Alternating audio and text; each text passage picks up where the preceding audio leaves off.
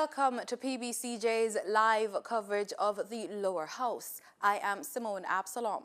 The session will start with prayers, followed by a roll call of those in attendance. This is usually followed by questions and answers to questions, statements by ministers, items under public business, and private members' motions. But before we begin, let's try a Parliament trivia. The first general election in Jamaica under universal adult suffrage was held in 1944. Is this fact or fiction? Stick around for the answer at the end of this introduction. The answer will also be posted on our Facebook page. On this session's agenda, the sectoral debates continues. It's a public debate in the House of Representatives in which cabinet members and junior ministers are expected to record their performance and their projections since the previous year, while the opposition spokespersons on various portfolios will seek answers and criticize or support government programs and policies. Minister of Labour and Social Security, Shahini Robinson, is expected to announce the national minimum wage and minimum wage for industrial security guards during her contribution to the sectoral debate when the House of Representatives convenes this afternoon. Although new rates are to be announced today, there is no indication as to when they will come into effect. The National Minimum Wage Advisory Commission concluded its series of island-wide consultations on the national minimum wage in September last year. Proposals for increases ranging from 6% to 30%, as well as an endorsement for fixed periods of 2 to 3 years for the increases, were proposed during the consultations. The national minimum wage and minimum wage for industrial security guards was last increased March 2016. It was increased from 5,600 to 6,200 per 40-hour week. The hourly rate was 155. The double time rate was increased to 310. And that's what's on the agenda. It should be noted, though, that elements of the day's agenda can be changed or moved. But before we go, here are a few things you should bear in mind if you plan to attend a session at Gordon House. No visitor shall create any act of disorder within the precincts of the House. No visitor shall be admitted to the House without first obtaining an admission card from the office of the clerk.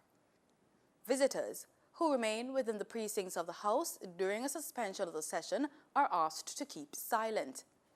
No photography, videography, or sketching of the proceedings is allowed unless so authorized by the presiding officer, and there should be no smoking inside the parliamentary building. It's about time to go over to the proceeding, but first, the answer to our Parliament trivia. The first election in Jamaica under universal adult suffrage was held in 1944. It's a fact. The 1944 elections saw the Jamaica Labour Party winning 25 out of a total of 32 seats. Now over to the proceedings. Mr. Robertson, Mr. Robinson, Mr. Stewart, Reverend Thwaites, Mr. Dwayne Vaz, Mr. Wright.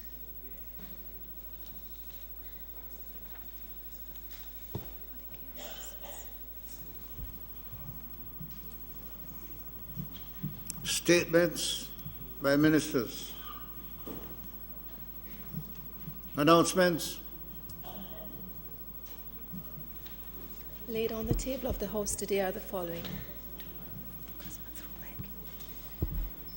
Ministry paper numbers 57 to 59 entitled Cabinet Agenda Issues dated April 3, 9 and 23 of 2018.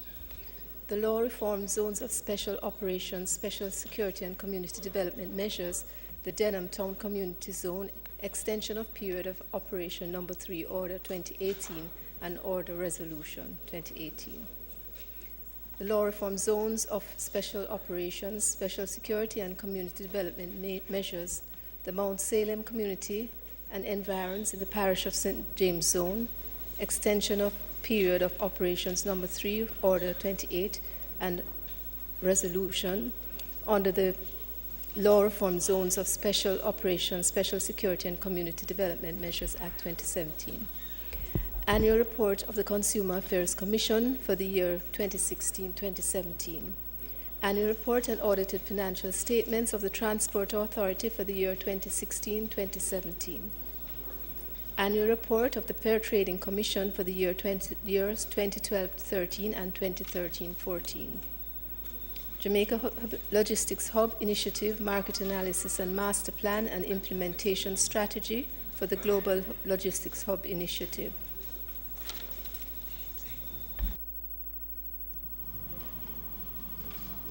Bills brought from the Senate. Petitions. Papers. Reports from committees. Mr. Speaker. Mr. Speaker, I just wanted to raise with the House Leader, as I have done informally, the matter of the PAAC committee that now reflects a tremendous imbalance in terms of the membership of the committee, where we had, prior to this year, a 7-6 out of 13, 7 for the government, 6 for the opposition. That balance has been shifted recently to 8-6. And as you know, the standing orders require that the composition of committees be based on the position, the number of seats that are held by the respective sides. And so I am asking the leader of government business to indicate when can we have the appropriate resolution passed to enable us to get back to a split of 8-7 or back to where we were, 7-6, as the case might be. So, Mr. Speaker, I really believe that it's a matter of urgency, and it requires the attention of the House Leader at this time. Mr. Speaker, I want to allay the fears that my colleague has with respect to our intent. I'm not attempting to excuse the situation that exists today, but sufficient to say that it will be attended to very soon. I suspect perhaps next week. The fact is, this is an unusual year, Mr. Speaker. A number of things are happening this year that do not normally happen or form part of our operations. And the member knows that well and knows that the intent on our part is to ensure that the status quo is restored, and that will be done. You have my word on that.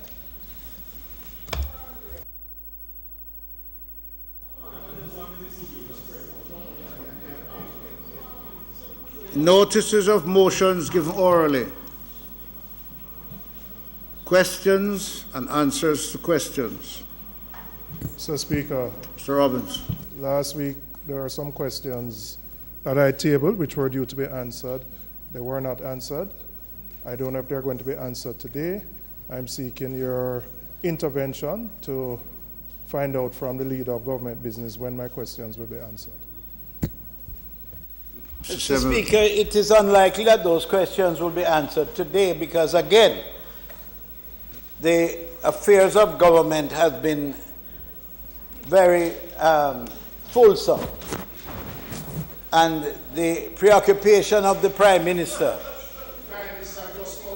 has been focused on matters of tremendous international significance, which has taken him out of the island to do business on behalf of the people of Jamaica.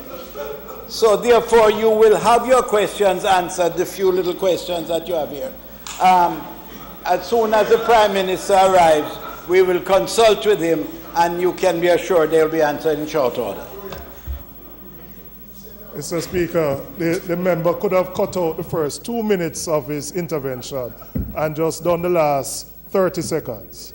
I'll await the Prime Minister, all right? Okay, Mr.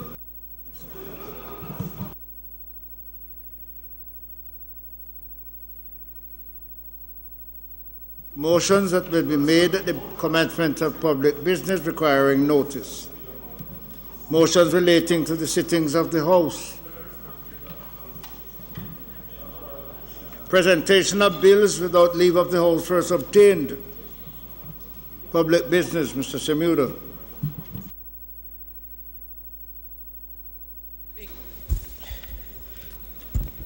Mr. Speaker, when the Prime Minister arrives, we expect to be taking the matter relating to zones of special operations, the renewal of the provisions, and as soon as he arrives, he will take that resolution.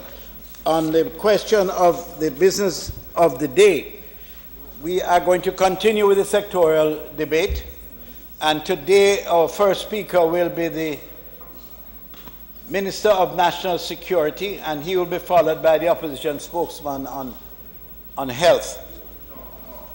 What? Social security, I'm sorry.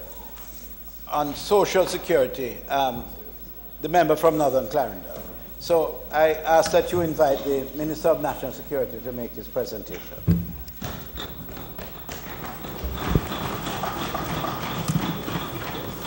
Dr. Chang, before you begin, let me take this opportunity to welcome a number of visitors to Parliament today, friends, family, and members from various government agencies. We welcome you here. Hope you have an enjoyable time. Please welcome the visitors for us. Dr. Chang, we wish to now hear you address the Speaker. Thank you, Mr. Speaker.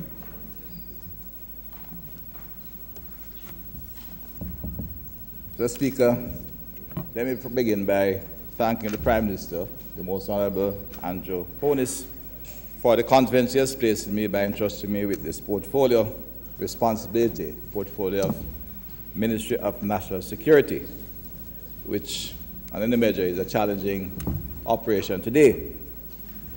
I also wish to acknowledge my colleagues in the Cabinet with whom I have the privilege and pleasure of working with over the past 2 years, and my colleague members of Parliament on both sides of the House with whom I've been working in different capacities for some time. Scores of special thanks to the constituents of Northwest St. James who have sent me here to the Parliament for the 4th consecutive term, Mr. Speaker, some of who are in the audience. I'm partly grateful because I'm the first member of Parliament for this constituency who has been granted this privilege, and look forward to continuing to serve them to the best of my ability as long as they wish. This is a constituency which has a very colorful history, Mr. Speaker. And the very first adult suffrage, it elected the first female to Parliament, Miss Iris Collins. And later on, we have had some very colorful MPs like the late A.J.S. Coombs, outstanding trade union leader, Sir Howard Cook, former Governor General and Member of Parliament for those areas. So I find myself walking in some very distinguished footsteps. I want to thank, of course, the officers, the management team, the councillors, the many party workers and community leaders for this constituency, for their hard work, dedication, and their continued commitment to service to the people of Northwest St. James and the entire city of Montego Bay. To the staff of the ministry, thank you for your continued support and guidance. I must make special mention of our Permanent Secretary, Mrs. Diane McIntosh, and our senior management team who have facilitated a seamless transition for me despite the complexities of this ministry. Thank you very much to the entire team in the ministry. Mr. Speaker, I owe it to my family who have been patient, understanding, while I offer service in the public sector. Their love and attention have helped to give me the strength required for this task. Oftentimes, it is the family members who meet the brunt of public scrutiny as we serve in this capacity. And today, I have the privilege and pleasure of my wife and both Martin and Melissa in the audience.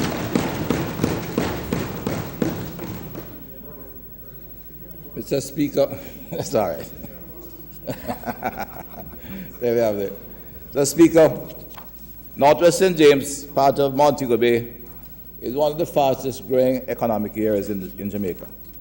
Indeed, the fastest growing area as far as the economy is concerned. We have spent significant amount of capital on the built environment in terms of roads, and water supply, and the entrepreneurial spirit of the people of Montego Bay thrives. The economy of the city comes to boom. The city that has seen the emergence of several large national companies over the last decade. In fact, some of the most creative and entrepreneurial activities in companies like Caribbean Producers, Rainforest, and of course in the tourism sector, the Chucker Cove Tours, which brought a whole new asset to activity to the tourism sector. We're of course in the final stage of developing the perimeter road around the city of Montego Bay that will continue to provide opportunities for development and economic activity in this town. It will enhance the entrance to the city, which is home to the Sangster International Airport, the largest in the region. Our entrepreneurship has also led to the development of the largest business process sorting sector in the island, and of course other activities in real estate, distribution, manufacturing, and agro-processing. Our resort infrastructure is second to none in the region, and Montego Bay has taken its place as the center of resort development in the Caribbean, having the Sangster International Airport, a cruise ship and multifunctional port which has a large cruise activity as well as commercial and gas activity. Unfortunately, there has been some undesirable entrepreneurship which has resulted in a significant level of violent criminal activity in Montego Bay. Mr. Speaker, it is my commitment as Portfolio Minister to work with the police, the Army, the major organized anti-crime and anti-corruption agency to resolve crime not only in Montego Bay but in the entire Jamaica and restore public order and safety to the people of Jamaica. Mr. Speaker, this portfolio is viewed by many as the most challenging in any government. Crime has been a problem in Jamaica for some time.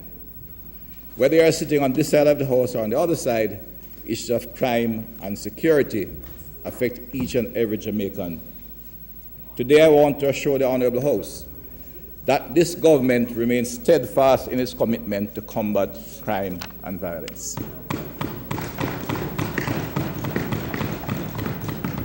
In this presentation, Mr. Speaker, I will do a brief outline of where we are today, give an outline of some of the primary challenges that we face, and then provide a clear indication of how we intend to reduce crime and restore public order and safety for all Jamaicans. The Ministry of National Security has the mandate to maintain law and order, protect Jamaica against internal and external threats, ensure the safety of our borders, and punish and rehabilitate offenders. In that regard, national security is multifaceted in terms of its span of responsibility. It provides strategic policy guidance for the Jamaica Constabulary Force, Passport Immigration Citizenship Agency, PICO, the Firearm Licensing Authority, FLA, the Private Security Regulation Authority, the Institute for Forensic Science and Legal Medicine, and the Department of Correctional Services. Similarly, it provides some policy and administrative support for the Jamaica Defense Force.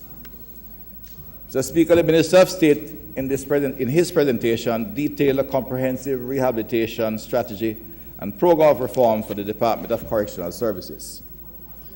Please allow me to pause to say thank you to my predecessor for laying the foundation, so to speak, for the House that I will continue to build on to ensure that we can restore public order and safety and secure the future of our nation.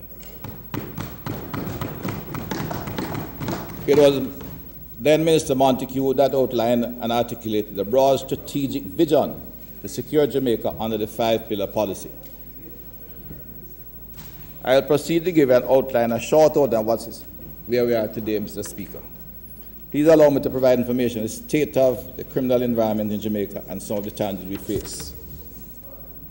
We ended the year 2015 with 1,208 homicides.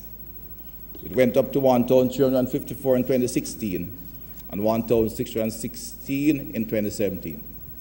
This worrying trend continued into the early 2018, with some 61 homicides recorded between January 1 and January 13, 14 more than the previous year, almost 20% increase.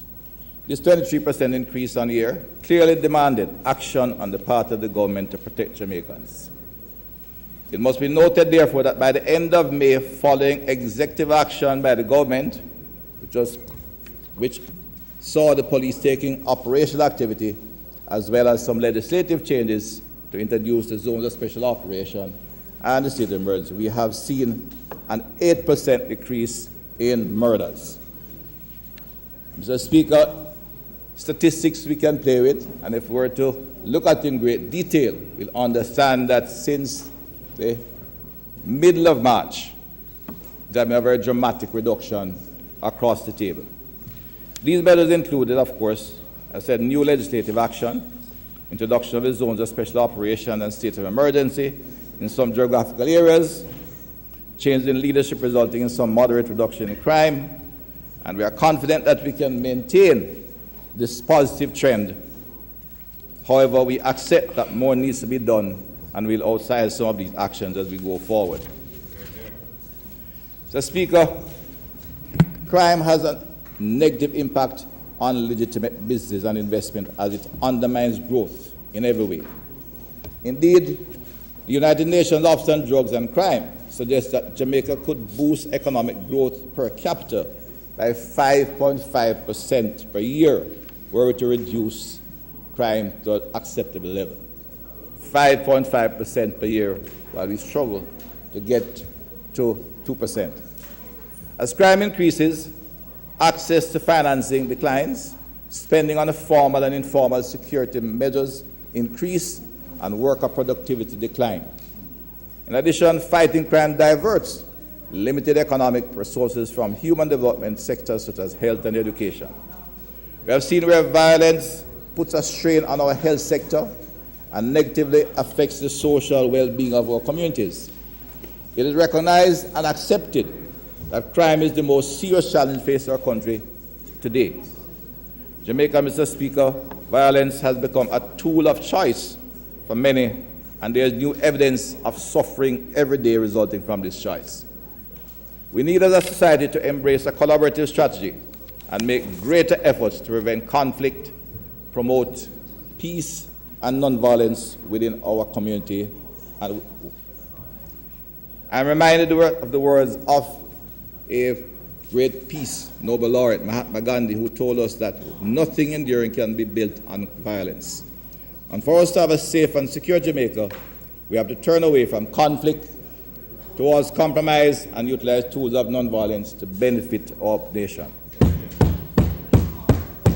Mr. Speaker, in proportion to our population, crime is claiming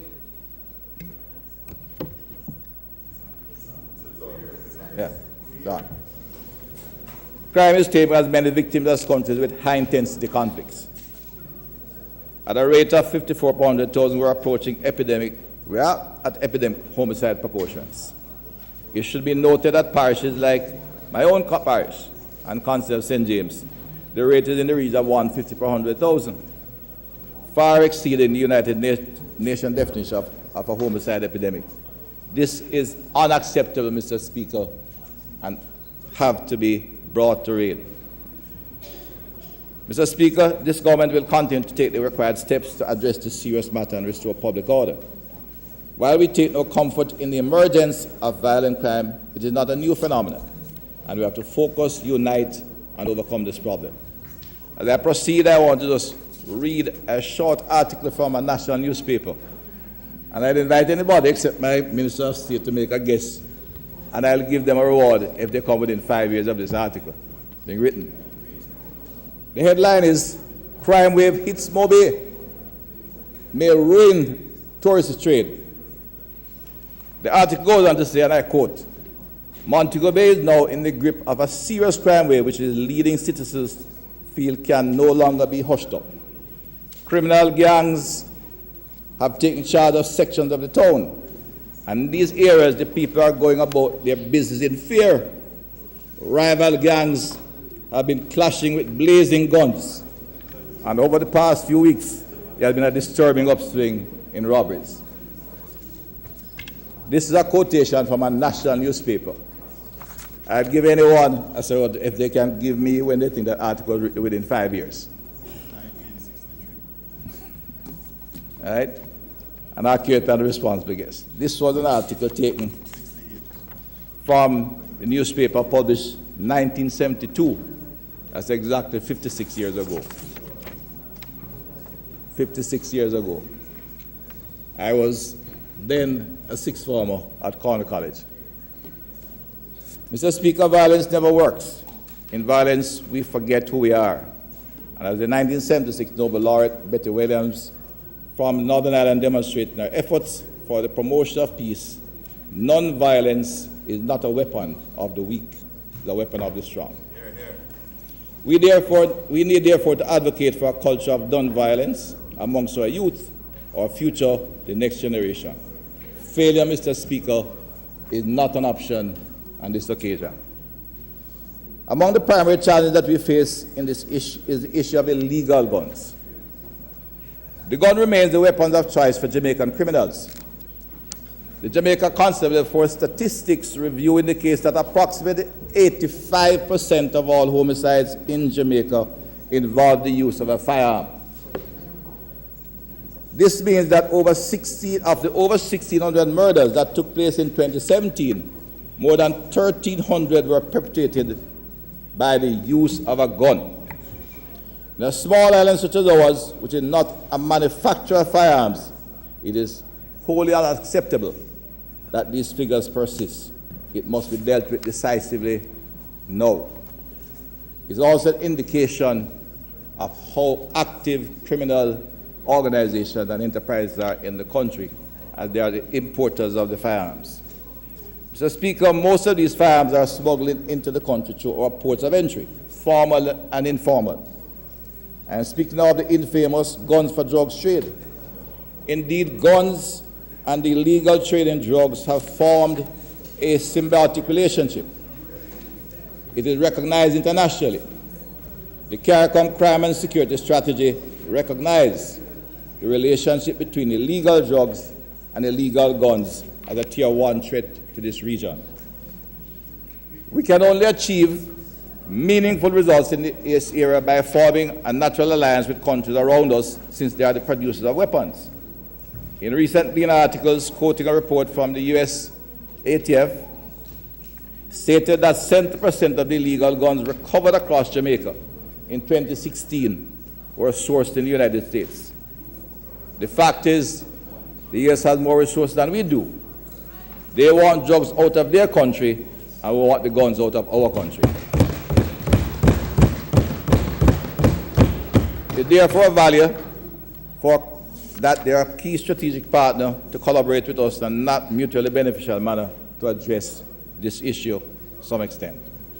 Mr. Speaker, another issue impacting our crime is the situation is the porous nature of our borders. It has been highlighted in our national security policy that Jamaica has some 497 miles of coastline, with 14 legitimate and at least 145 illegal points of entry. And if you are brave, there are many others you can challenge to get a boat in, which offer a gateway for guns, ammunition, illegal narcotics, as well as uncustomed goods to enter the island. Mr. Speaker, we cannot make inroads into crime unless we take into account the major challenges of corruption and organized crime. The scourge of corruption is the foundation on which crime is built. Indeed, the World Bank estimates that corruption costs more than 5% of global GDP annually. That's a figure of some $2.6 trillion.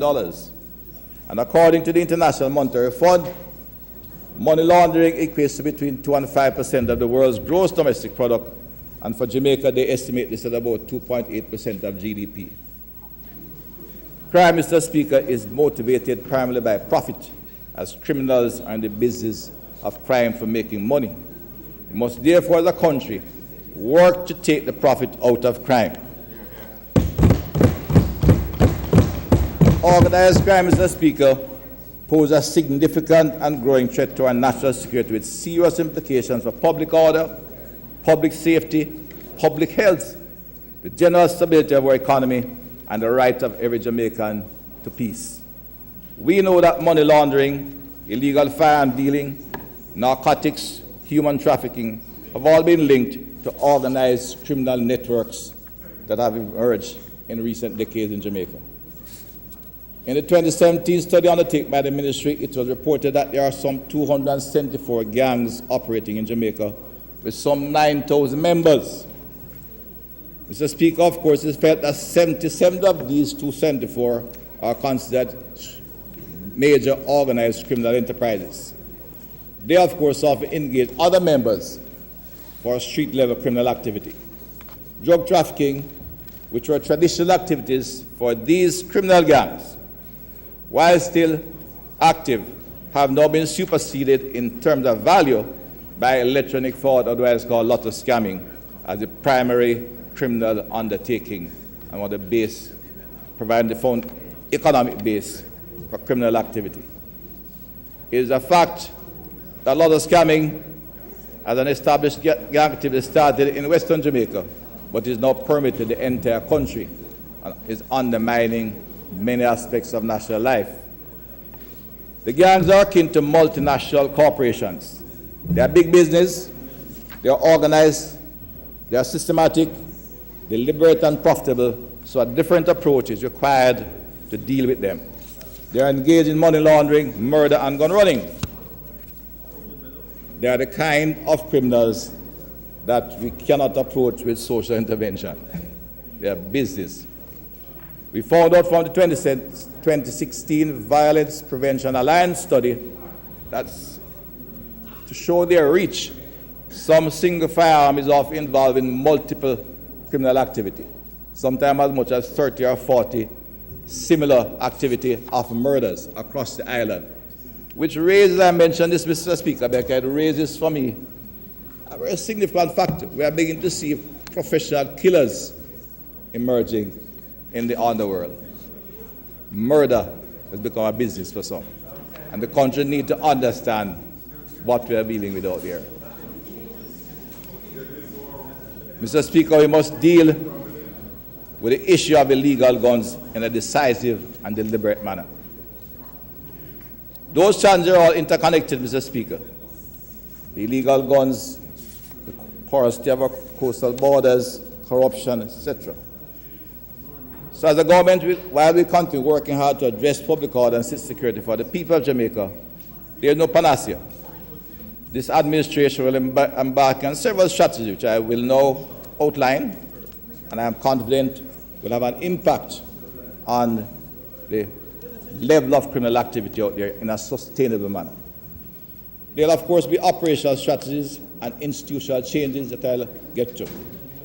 Policy by the ministry, of course, policy enhancement activity, and finally, legislative amendments to improve both the regulatory frameworks as well as in areas where they're inadequate, non-existent, or don't exist at all. But we need a modern, strong legislative framework to operate in the criminal sector. As it relates to illegal guns, this government will, in a deliberate way, intensify strategies to combat illegal trafficking of weapons and ammunition. Given the statistics, we are moving with concerted effort to enhance the legislative provisions to reduce arms trafficking, disarm criminal networks, and increase penalties for the illegal use and possession of firearms.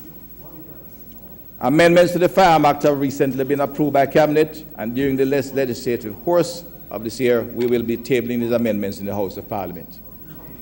This will reflect international best practices and see increased and updated fines as well as custodial sentences for offences committed against this Act. These amendments will further bolster strength and control over small arms and will include import, transit, brokering activities to prevent the illicit manufacture of and trafficking in small arms or the diversion to unauthorized recipients. The current law against firearms is in fact very vague in some of these areas. Mr. Speaker, These legislative improvements will work in tandem with process improvements at the Firearm Licensing Authority, which regulates the use of legal weapons and ammunition. These include, at the FLA, introduction of a fingerprinting mechanism to the renewal process directly connected to the Criminal Records Office database. The upgrading of the ballistic signature machine, which is shared with the Institute of Forensic Science and Legal Medicine, and to increase accountability, a system to track the purchase and use of all ammunition in the possession of dealers, trainers, firearm license holders will be implemented. During the financial year, FLA will introduce online tracking for firearm application. Additionally, the agency will acquire a bullet tracks marking machine to improve the authority's capacity to capture bullet signatures. Mr. Speaker, the Private Security Regulation Authority Act will be amended to improve the regulatory framework governing the private security industry to ensure appropriate standards for the collaboration work that may be required with the police. Mr. Speaker, control over all arms is the primary condition for security in our island nation. But this government will continue this fight as long as is necessary. This is not just a conviction, it has to be a commitment to the people of Jamaica. Mr. Speaker, we know that most illegal weapons pass through our borders. Clearly there has been a defect in our border control and security systems. These failures must be corrected. It may cost us, but we need to make improvements so that the weaknesses and failures will be a thing of the past.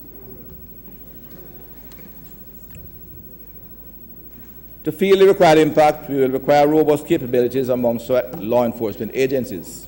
This includes enhanced investigative capacity, increased information sharing, and cooperation with government agencies responsible for border control, which includes customs and other agencies of government. Border security and control must become a critical component of government's crime prevention strategy. It was during the first year of government, 2016, the government acquired 2 offshore patrol vessels at a significant cost. And during the course of this financial year, we have committed for the acquisition of additional helicopters and what is called a maritime patrol aircraft. This significant investment in retooling the security force underscored this government's commitment to secure and protect Jamaica's borders and allow us to fulfill our internationally mandated air and maritime requirements. But the control of our borders is critical if we go forward, if we have to have sustainability in dealing with criminal activity in this country. Guns are flowing in faster than goods. Mr. Speaker, we intend to build on this investment during this financial year further as we review the implementation of a national coastal radar system which will allow us to monitor the entire coastline effectively. Much of our coastal security infrastructure went almost a level of non-existent for some time. It cannot continue, and we'll take necessary steps and spend the capital we need, which we are using to develop a coastal security system. We are committed to securing our borders. We are also investing in a suite of technological solutions so that our law enforcement agencies can increase their capacity and efficiency, a critical part of what we need now. Another critical element of border architecture is the Passport and Citizenship Agency, PICA.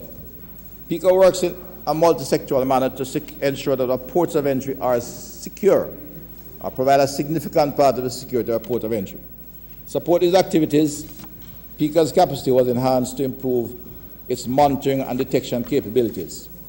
With the introduction of facial recognition software in 2016-17, the agency is now focused in 2017-18 on service delivery and can report on the following achievements: the installation of a Jamaica passport issuance and control system to provide real-time data and make more informed and intelligent decisions in overseas missions.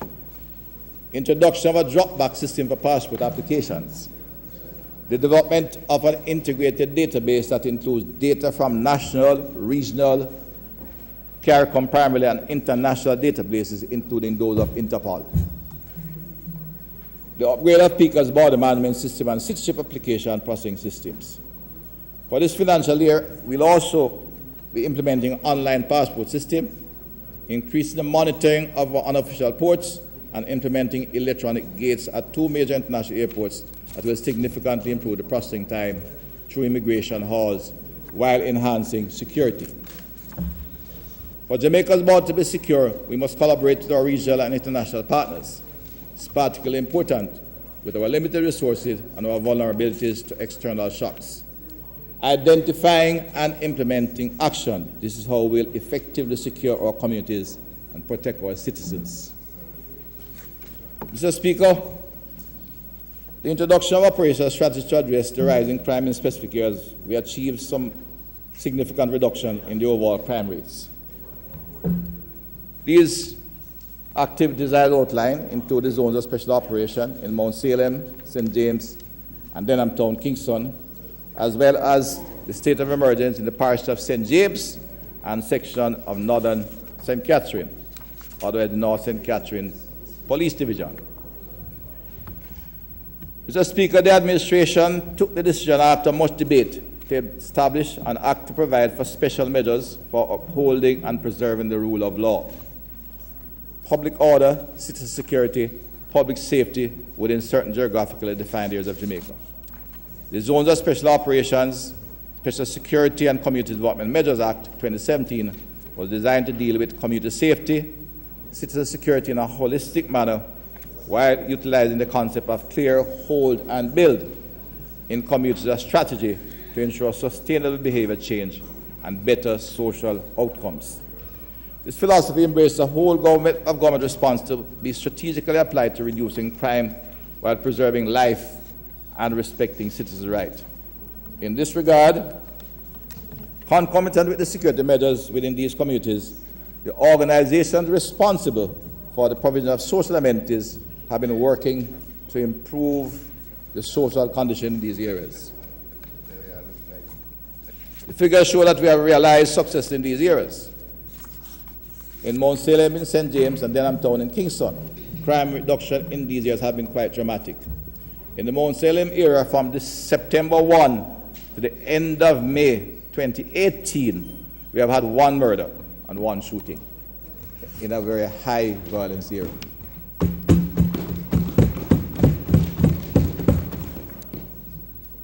In Denham Town, for the period of January 1 to October 17, 2017, there were 18 murders and 58 shootings since the establishment of the Zone of Special Operation in October 18, 2017, as of there was no murder up to the end of December. Clearly, Mr. Speaker, despite the initial reservation, some of the things are working. Rest assured, Mr. Speaker, this administration will continue to place emphasis on crime prevention and security using all of the society approach. With the SOE, the Joint Security Forces recovered some 38 illegal firearms, including Kalashnikov rifles, AK, Uzi handguns, M16, etc., in the St. James area. With the declaration of the state of emergency in St. James, as at June 9, murders have declined by 45 to 45 compared to 129 for the same period in 2017. Shooting declined by a similar percentage, but if we transfer this into raw numbers, it's a reduction of some 84 in that zone. We are saying as a result of the introduction of that particular activity, there are 84 more citizens in St. James which are alive today.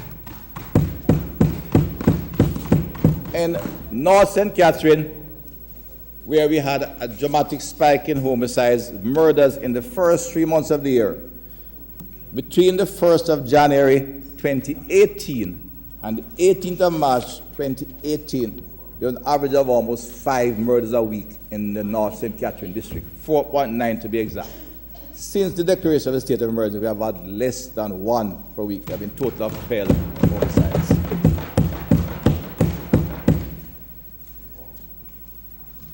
As I have noted, Mr. Speaker, the response to crime requires all of society. To this extent, the Jamaica Defence Force will continue to partner with the Jamaica Constabulary Force to conduct joint JDF-JCF security operations.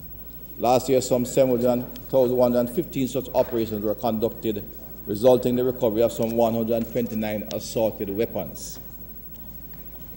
This model has been effectively utilized in the SOEs and ZOSA, and in recent times has led to the capture and demise of some of Jamaica's most wanted men, including the Ratty Perkins and Nicobosa Samuels in May. Joint security operations have also significantly disrupted the activities of the murderous Westmoreland-based Dexter Street Gang, where 17 members were arrested.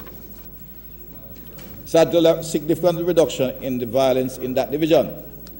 It's important to note that while the state of emergency and the zones are ongoing, the JCF and the JDF continues to have regular operational duties elsewhere in Jamaica.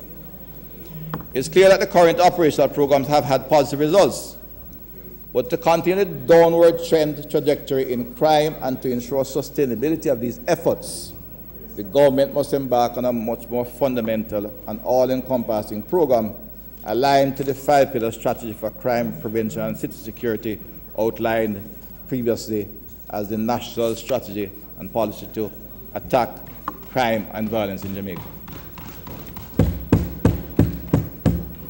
The Ministry of National Security, of course, has the need to ensure we can have immediate impact, and will focus on a number of 4 programs that will impact directly on crime and violence, which is only one aspect of the national security issues that face the country. And there's a much broader scope in other areas. We'll be focusing through the ministry, of course, through the security forces, the police, and the army, and the MOCA, public order and law enforcement as a number 1 priority. Strong, decisive anti-gang strategies, strong anti-corruption program, and targeted social intervention initiatives in a volatile and high-risk communities. Transformation of our police force into a modern police force, modern, efficient police operation. Let me give some details of these, Mr. Speaker. The government acknowledges and accepts that crime and lawlessness threaten the very fabric of society. This government placed the highest priority on the immediate reduction of the present levels of crime, violence, and public disorder. Public disorder is symptomatic of the lawlessness in our society. It's somewhat seen sometimes as almost a norm. We as Jamaicans abide by the concept of exceptionalism. It permeates our society. This, Mr. Speaker, is not acceptable. No matter where you live, what you do, or how much you earn, the strategies to address law and order will be applied equally to everyone. In this regard, we have embarked on the development of a master plan for our communities to improve public order while simultaneously enhancing access to social amenities. Public order, Mr. Speaker, is synonymous with peace, safety, and tranquility. As we envision it is a state in which the lives, property, freedom, and rights of individuals are protected. Criminally motivated violence has been reduced to a minimum, and criminal elements are pursued, arrested, and detained. It is also where gangs have been identified, disarmed, and demobilized. High violence communities have inherent characteristics that over time have resulted in the diminishing of their level of resilience to prevent violence. We intend to rebuild their resilience to risk associated with violence. As such, we will engage in deliberate strategies to strengthen their protective capabilities by reducing their level of vulnerability, reducing exposure to violence and related trauma. At the same time, we'll collaborate to strengthen governance structures in better managed support from the state to improve the community's physical, social, and income-generating assets. This approach will inform the Ministry's master plan for community and city security. This will include safe spaces for study and recreation, access to Wi-Fi, access, and of course, CCTV in public space where these communities exist. Mr. Speaker, we have laid the foundation for this initiative in March of this year when the Ministry then launched the Jamaica Eye program, a deliberate strategy to engage in a public-private partnership to utilize CCTV to monitor public spaces. It should be noted that this is the first comprehensive strategy link not only cameras installed by government, but integrate these with private sector fees. This is indeed a transformational approach in how we execute public order. CCTV technology, and there are some real-time pictures on the screen, will enhance police capacity in hotspots across the island and create safer public spaces. We intend to employ the latest tools, including license plate and facial recognition, to support our initiatives in some of the areas we are monitoring. Jamaica, the new road traffic, of course, assists in providing an additional platform for good public order and will be implemented as it is passed in the House. This must be done, of course, in collaboration. That is, public order management has to be done in collaboration with the municipal corporations and local government. Other government organizations embracing a holistic approach. The Jamaica Constable Force, in seeking to optimize the benefits of the existing technology outlay, will be consolidating the Traffic and Highway Patrol Division and the Motorized Patrol Division. This with a view to efficiently focus on traffic management and the area of major vulnerability in addition to public safety. The newly formed body will be called the Public Safety and Traffic Management Branch of the Police Force. The Commission will, of course, flesh out the details. They'll have responsibility for public safety in town centers and major highways. Of course, we'll start in the major metropolitan areas of Kingston and Montego Bay region. The operational public safety and traffic management branch will include roving response not only of motor vehicles, but of motorcycles to allow for rapid response in sufficient numbers to critical situations. There will be teams that will concentrate primarily on breaches of public order that threaten citizens' safety, such as vending outside of designated areas on the sidewalks, etc., and in public parks. Teams that can focus on illegal occupation of public space, and teams that can focus on safety along major thoroughfares. They'll, of course, be trained to interface with the public, as was done in the zones of special operation, that they'll do so in a professional manner at all times. So significant force will be placed on enforcement, but it will also be a significant public education drive to enlighten the citizens on the importance of public order and its impact on public safety. Public education campaign, Mr. Speaker, will also have a strong anti-violence message as we aggressively pursue public order and public safety agenda for the wider community. Mr. Speaker, of equal priority,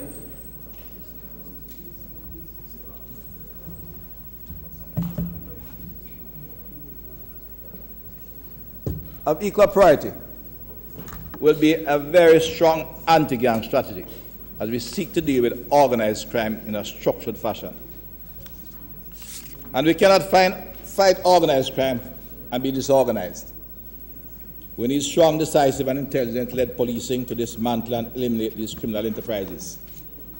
As we consider the holistic approach towards addressing our security challenges, there is great recognition of the role that every agency has to play in confronting and disrupting the threat of organized crime. Mr. Speaker, the Ministry of National Security will lead the effort in ensuring collaboration between law enforcement organizations to shape the strategic environment to address this issue. In that regard, we have started a review of the anti-gang law, which we intend to finalize very early and bring to this House. These amendments will include clarity about how a gang will be declared, special measures in court proceedings to protect witnesses, strategies to monitor gang members, and other provisions to address inherent weaknesses in the current legislation. We are engaged in the process of reviewing the Procedure of Crime Act with a view of enhancing its capability and ensuring compliance with the recommendations emanating from the Caribbean Financial Action Task Force, including effective criminal sanctions for money laundering offenses. Mr. Speaker, the primary philosophy guiding how we operate going forward is apprehending gang leaders, diminishing their status as heroes within our communities, bringing them to justice, and locking them away. We will be using the full force of the law to go after these criminals, taking the profit out of crime, seizing their assets, even those assets which they were placed in the names of family members. We must ensure, Mr. Speaker, that those who align themselves with organized criminal groups are punished as we go in relentless pursuit and disruption of serious organized criminal enterprises, which have become major players in this country. Thirdly, Mr. Speaker, I want to emphasize, corruption is the foundation for the success of organized crime, which drives homicides and institutional failures in this country. It must be attacked aggressively and relentlessly and dealt with without equivocation or ambiguity if we are to have sustainable reduction in crime and violence. The establishment of the major organized crime and anti-corruption agency as an independent body in the security architecture will help in a significant way to address issues of integrity and corruption within this wider society. The bill was passed on Friday in the Senate and should come back to those with a few amendments shortly.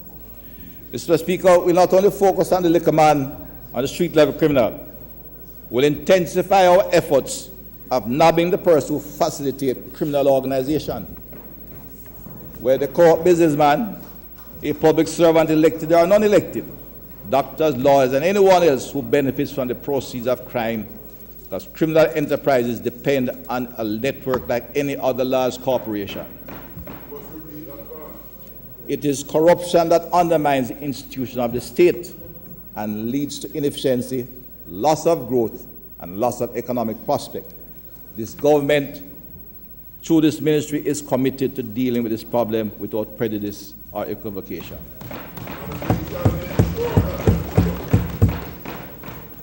Mr. Speaker, since the security cannot be achieved solely by the traditional law enforcement and criminal justice system, there is also need for programs and techniques that encourage mobilized communities, institutions, the private sector, and citizens to enforce their protection against crime. We need long-term, robust social prevention strategies alongside the law enforcement operations to address the immediate needs of crime reduction. Huh? Got it. Minister, the member's time for speaking has expired. Mr. Speaker, I ask that the member's time be extended for 15 minutes to enable him to complete his presentation. Those in favor? Those against? Ayes have it. Minister, you have 15 minutes. Thank you, sir. Social intervention programs have been a long-standing part of the crime prevention agenda. There have been some successes from varying programs executed by governments of different times, NGOs, and in collaboration with our international development partners. The weaknesses, however, have been due to inefficient bureaucracy, minimal integration, and a lack of sustainability in many of these programs. In moving forward, Mr. Speaker, something will have to change. Among that is the character of executing these programs. As a result of this, that the Office of the Prime Minister shall assume a greater coordinating and overall responsibility through heart and hope for programs executed in the social intervention areas. The Ministry of National Security continues to make significant strides in delivering targeted social intervention initiatives. This is in keeping with the crime prevention through social development pillar of the Ministry's 5-pillar strategy. These initiatives target vulnerable and at-risk individuals, including young offenders and unattached youths. They also aim to build the resilience of individuals and communities to better respond to violence. Among the programs we have identified and are working through, there is a Citizen Security and Justice Program, which is now in its third phase and implemented across 65 targeted communities with a focus on, at this stage, age 12 to 30, who reside in volatile areas. The program will, however, transition in 2019, with the Ministry retaining the responsibility for our centralized case management framework. But we intend, Mr. Speaker, to build on the success of this methodology, but with a fundamental shift to the age group 8 to 15 age cohort, who are of a more impressionable and vulnerable age, and reduce the capacity for the gangs to recruit our young men. There is, of course, a peace management initiative which is largely community-based and focused on dispute resolution methodologies. There's a violence interruption program which works with PMI and extend program that we seek to continue and operate. There's also a purpose school violence prevention program which aims to reduce future risks of crime and tackle the root cause by engaging secondary school students. And of course, a volunteerism program which recruits at-risk youth actively and engage them to participate in structured development programs. As we move forward, Mr. Speaker, the Ministry will be utilizing our social intervention programs to intercept the recruitment of our young men into the gangs. We'll be using avenues such as the Jamaica Command Cadet Corps to serve as a feeder for the Jamaica National Service Corps, which in turn serves as a feeder not only to the Jamaica Constabulary Force, the Jamaica Defense Force, and other agencies that may have some kind of a discipline operator, fire service, the correctional service, and other areas of that sort. Right? With the fundamental shift to refocus on the 8 to 15 age group, Mr. Speaker, we expect greater success and sustainability of our program. Our strategy, Mr. Speaker, will begin in 20 most vulnerable and volatile communities that are identified in consultation with the Planning Institute of Jamaica and the analysis of the various crime factors from the database of the police force and other agencies of government. The Ministry will, of course, continue to deal with case management, counseling, violence prevention, while other services will be brought in with collaboration to deal with the other critical issues. Hope and Heart, of course, Ministry of Education, Youth and Information will be asked to take ownership of training, which we will seek to introduce and capitalize in certain schools like music, technology, and other cultural activities that can attract our young members in these difficult areas. Indeed, Mr. Speaker, we view music, sports, and technology will be one of the Ministry's new strategic trusts for targeted social intervention activities within vulnerable communities. Effective youth engagement from a crime prevention perspective involves relevant activities that can positively change antisocial behavior. Music, Mr. Speaker, is the soul of all Jamaicans. Sports and technology can attract all our young men and young women, have proven to mold and shape the social exchange and mindset of Jamaican youth. I believe it's safe to say that every Jamaican who loves music and sports and is fascinated with technology. If we introduce them at this stage, we can engage them positively. The music, sports, and technology activity will really reduce delinquency in these schools in these critical volatile areas and promote contact with positive role models such as coaches and musicians with whom they interact and learn. Boys in particular will utilize avenues as gateways to sustaining bonds among themselves. Indeed, youth with weak attachment, weak commitment, and negative role models are more likely to commit offenses because they have nothing to lose. In examining local examples of some of our most volatile communities, music, sports have proven to positively contribute to neighborhood transformation, experience of reduced crime and violence. Technology, of course, has a phenomenal impact. Now young people access, process, and communicate information today.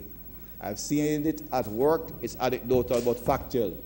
When we introduced the computer lab in Glendevon Primary School, one of the toughest communities in Jamaica, last year every single child found a place in an established high school, coming from a stage where the literacy numeracy rate at grade 4 was 40%. With this said, the Ministry has embarked, Mr. Speaker, on the development of integrated social intervention strategy and action plan for selected communities, starting in St. James and the guidance of the Planning Institute of Jamaica. The intention is to stimulate pro-social values, attitudes, and behavior among our unattached youth. This approach, Mr. Speaker, will re-socialize antisocial mindsets and promote respect for self, others, and the community. The concept of music, sports, and technology will be implemented throughout partnerships across all sectors in the vulnerable communities.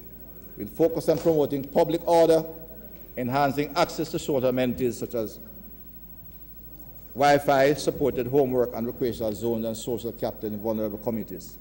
Key activity will be delivered in the focus areas of social development. The strategy, Mr. Speaker, will be pursued through application of crime prevention through environmental design principles. We intend to develop and complete this program in the course of this financial year. The government is committed to building better and safer communities and improving the quality of life of all Jamaican citizens. This approach will no doubt engage our youth to become productive members of our society.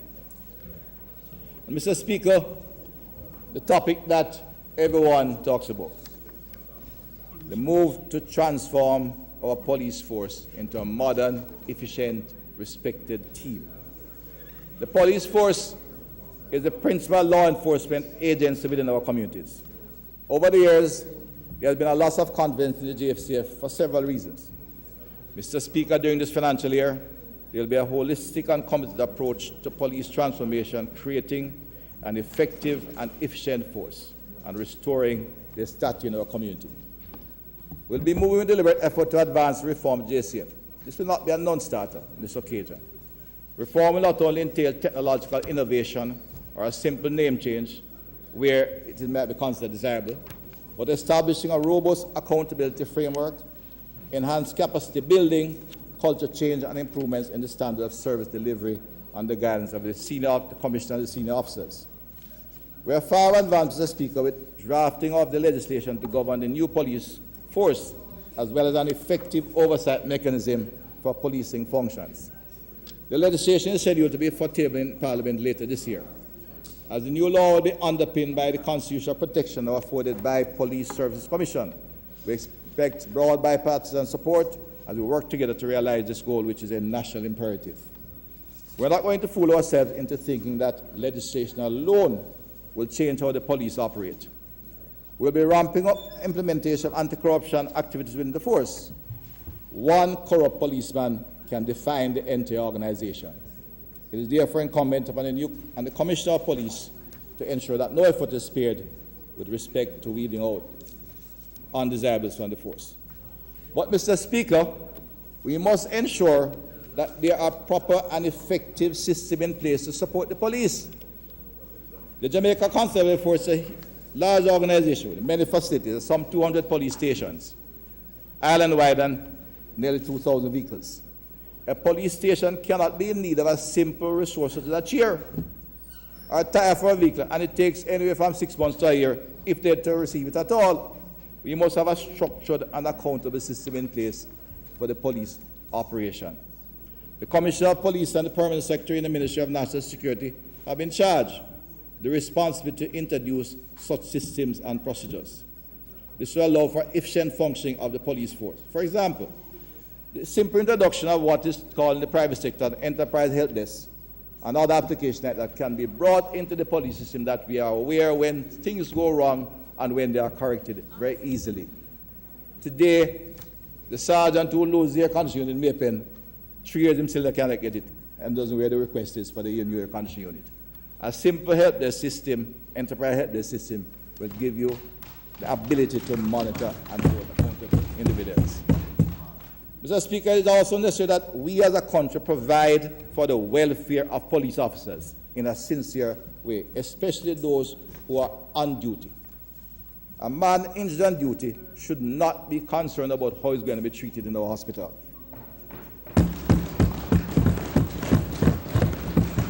Mr. Speaker, I found this out. A policeman gets shot in his leg or his arm, needs a pin, and him start worrying how the 200,000 going to come, whether the insurance policy will pay it, whether his family can help.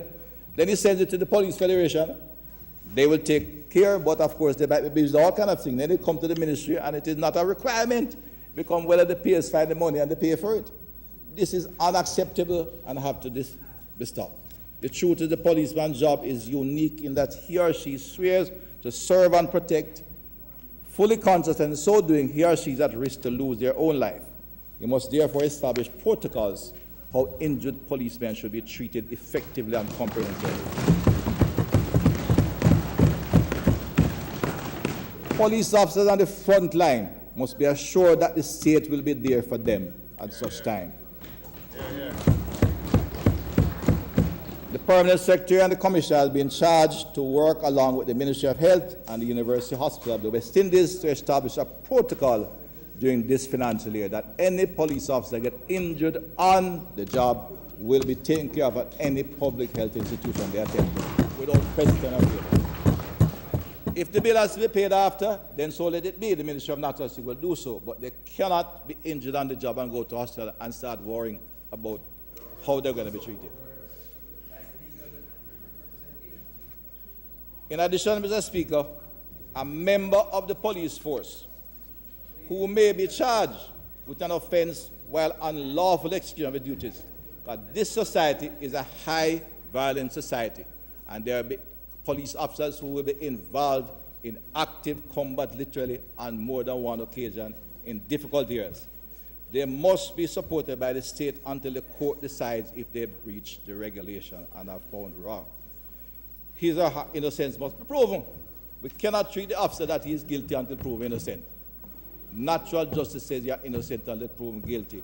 And the state must give support for that officer. If at the end of the day he is found guilty, he's another citizen who will pay the price of guilt. But he must be given support, especially when he is on duty by the state. Mr. Speaker, it's our intention to build a framework for intelligence-led policing with the gains we expect to make through advanced training and development, the infusion of technology, and the implementation of our customer service ethos. I am pleased to report, Mr. Speaker, that we have engaged the Moneys Teacher Training College to develop an MOU in order to establish in at least half the space in the college a faculty for advanced training for police officers. Additionally, we have recently engaged the Caribbean Maritime Institute for training of marine police to a level that we require. This is an effort, Mr. Speaker, to stem attrition within the JCF as we are losing too many of our bright young cops. But indeed, one of the primary challenges, Mr. Speaker, in JCF is this ability to retain specially trained professionals, and it's not only a matter of compensation. It must be noted that the ratio of gazetted officers within Jamaica Constabulary Force is less than global average. Research indicates that the number of gazetted officers in the police force is 3%. The Jamaica Defense Force as an army operates with 8% commissioned officers, which is the equivalent of gazetted officers. Research says that international best practice, a police force should have at least 10% of its officers at that level to ensure supervision and accountability. And in fact, in some instances, it goes as high as 20%. We are operating at 3%. How then can we expect to retain our bright, capable officers? There is no room. Hence the continuous argument over promotion and accusations of favoritism and all kinds of accusations that damage the force. But more critically, most of our young, bright officers,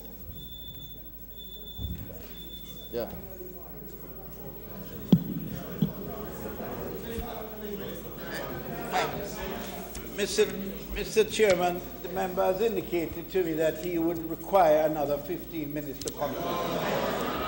So I am asking this honourable House, I'm asking this honourable House to extend him by 15 minutes, within which time he will come.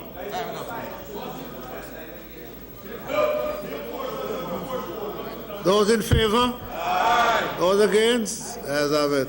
Thank you, my colleagues. I will not use all of it. But I go on, yeah. Yeah, man. Mr. Speaker, when you speak of gazetted officers, commissioned officers, it means that young, bright officers find no room at the top. And what you end up with is that many of our better young officers, they join the police force, many of them from humble background. So it's an easy way to get into a profession because the cost for teachers' college, nursing school, university are high fees. And they join the police force, and while working, they expand their human development, improve their CV, but they suddenly find they have nowhere going. They leave and they migrate to the private sector or they migrate to overseas.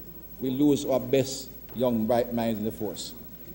We have to ensure that this ratio is changed, because this is one of the base causes for problem in the police force. In addition to that, you are dealing with human beings. The few who get promoted have to wait until they are near retirement, 55, 60. And when they get to that stage in the force, not that I'm diminishing them, but when you spend 40 years in the same service and get a late promotion, you kind of work to get retirement. they have lost their energy and creativity and drive to make change and face the new challenges out there. It is what you call a major defect in the establishment structure of the police force, and this must be corrected if we intend to build a modern police force that can serve the country effectively and efficiently in today's Jamaica and in today's world. I know that the Commissioner and his team, with a background in this, is working assiduously to begin to look at how to change the establishment of the force. The training too, Mr. Speaker, is critical, not only in terms of specialized services, but we have to begin to train officers. There was some resistance in the early years because we felt we would have been bringing in people laterally, because the police force we inherited, and I break from my script a little bit if you give me some time, but it will not be wasted. We inherited a police force from the colonial era, where you didn't have a Jamaican officer corps, and you brought in English colonials to run. And of course, in the culture of the day, one Englishman, and no disrespect to the English, they were very smart people from the small island around half the world, so not disrespect them, but you could have under colonial order, one white English officer could command 1,000 men. Anything he said was their command. He said, jump, they jump high. The thing was like a glorified security force. So we took healthy Jamaicans, gave them a button, and a churchy rifle to go beat up Jamaicans and maintain order, as we say. That is the system we have inherited, and we have done very little to change that. Now is the time to make the changes, and we intend to pursue that vigorously. The Commissioner is working at it, and as part of the organization renewal, we'll examine skill sets, training program, with a recognition that promotion and advancement within the organization will be based on these skills and abilities. We will place emphasis on officer training and skills training for specialized areas, and such seek to retain in the framework in which the new national police will operate. I think this is critical for men. I pause again, Mr. Speaker, because there are many bright, capable individuals in the police force. In fact, I have corporals who are creative. There are young men who have come in the force and have gone advanced their personal worth in terms of, some have 2 degrees, some have law degree, some have degree in administration, and they add to it. In fact, there's one young officer I have who is, and I was saying, I'm standing with my commissioner, we look to the corporals. I have young men and young women. A young man, he goes to university, gets an honors degree in government and public administration. He then go back and he gets a degree in master's in management information systems. And he's still a corporal. And he have to wait a number of years to get there. And it doesn't make sense. We have to find a way to allow our young, bright, capable Jamaicans who have an interest in security, is committed to a secure country, to advance and be a professional in the force, in our Jamaican force. Because many of them leave and they get high-paying jobs outside. So, officer rank, and it's not only, so there's no reason why a young man, whether he's 25 or 26, should not be able to spend a year in officer training school and come out as superintendent. Exactly. It's ridiculous what we're doing. Many of them direct themselves through the Police Federation. And the Police Federation, besides looking at the welfare of their officers, have become a core for leadership training. Almost every single police member of the executive has a degree in law or business or some other degree in university, but they're all sergeants, corporals, and constables. There is something we have to change. We have to express confidence in our people, and part of it is showing confidence in young Jamaicans that they can handle the trust we give them. In addition to improving training, the ministry will continue to enhance the technological capabilities of the force. Plans are to integrate mobile applications, CCTV technology, GIS and digital records into strategic operational response mechanism for analytical purposes to enhance the police service to deal with the modern, heavily criminal who we have out there. This will help to improve the emergency response time, which for too long has been hampered by inadequate force mobility and other activities. Last year, the government expended some $494 million for acquisition of motor vehicles to enhance the operational logistical capabilities of the force and aid in their crime-fighting efforts. The fact that many of these vehicles are pre-owned vehicles, which at the time was necessary to address the critical acute shortage in the police field in the short term. This year, with an allocation of 1.1 billion for vehicle acquisition, we'll continue to improve force mobility with the acquisition. We will improve the force mobility with the acquisition of specialized vehicles to alleviate the mobility challenge. We are examining a more efficient mechanism to enhance the police fleet. In moving forward, the police will acquire new vehicles. We have been in discussion, the Commissioner, the Ministry, who will be exploring procuring custom-built police vehicles. We'll be the next phase in the police refleeting. Many of us have forgotten that vehicles are built for police purposes, not a vehicle that is built and painted with blue and white. A police vehicle is often built with special shocks, have computer attachment. In today's world, the lights are different, and you'll have a police vehicle recognizable from a distance. Mr. Speaker, with this process of transformation to include improvement in establishment structure, that is referred to the officers, acquisition of appropriate technology and equipment, establishment of specialized services, we intend for the Jamaica Constable Force to become a carrier of choice for many other than the few. We'll have a look at other areas, just time that will come as we proceed in the review. In concluding, Mr. Speaker, my presentation to this Honourable House, I wish to note the considerable efforts of this government to advance the transformation agenda in the security area. In addition to the infusion of technology, we are working to ensure that the requisite policy and legislative reforms are undertaken to support the actions of the security force, including smart intelligence-led policing. We are intent, Mr. Speaker, to develop evidence-based policies underpinned by current and accurate data. We have recognized that some crime prevention and response are effective, as they have not worked, as they have simply failed to reduce the risk factors for crime. For this reason that we are focusing on a sustained public order and national anti-violence campaign that is the trust that will define the ministry's anti-violence message as we work to build a safe and secure Jamaica. This campaign will be launched by the end of August. And it will work, it can work. We have seen examples in New York City and Colombia. Medellin had a murder rate of 380 per 100,000. They are down to 20 per 1,000 today. Mr. Speaker, the government is aware that we face real challenge. We must open up to these challenges, face them, accept the lessons learned for not only our successes but also our failures. There is no bliss in ignorance, no comfort in complacency.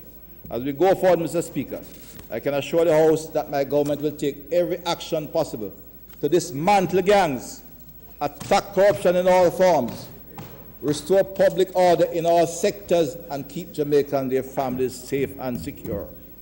We recognize and accept that lasting solution to crime and its associated challenges can only be achieved if petty, partisan politics and personal ambitions have no place in our efforts of national development and security. Mr. Speaker, therefore, why do I think the program I have outlined will succeed on this occasion? The record suggests that for the last 56 years, we have tried but failed, and the trajectory, while there have been dips, have been a constant upward in crime, homicide, and violence. But I will say with confidence today, it will work on this occasion. We'll get it done as a country. I say this, Mr. Speaker, because we have achieved, for the first time, I think, an alignment which allows us to succeed. There is a national alignment at this level of Parliament. Executive and Parliament is taking a strong position against crime. And I give credit to the Prime Minister for his strategic vision and leadership, and commend the Leader of the Opposition for his support in this regard, because in our competitive politics, agreement can be a risk for both parties. We have identified crime as a national priority, and we are working to resolve it, and I'm confident with this kind of unity of purpose we'll overcome. There's also renewed energy and alignment with the private sector, international development partners, and a wide public consensus on dealing with the monster of crime. We are also fortunate at this time to have a strong team of quality individuals leading the primary security agencies. The Jamaica Constabulary Force by Major General Anthony Anderson, Jamaica Defense Force, Major General Rocky Meade, and MOCA by Colonel Anderson.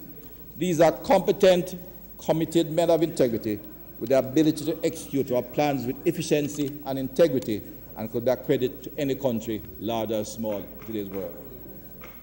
Finally, Mr. Speaker, we have started a strategic review and transformation of the Ministry of National Security to ensure effective support operational implementation of policy.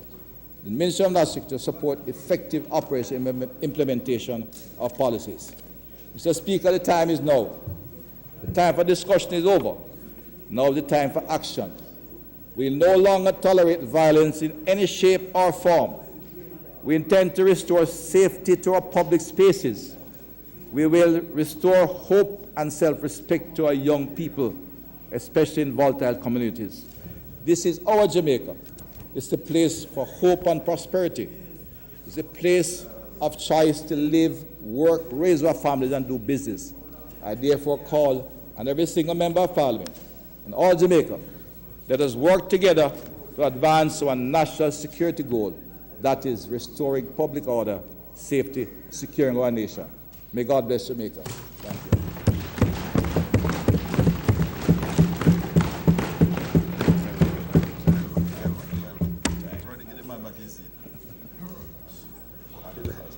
Mr. Speaker,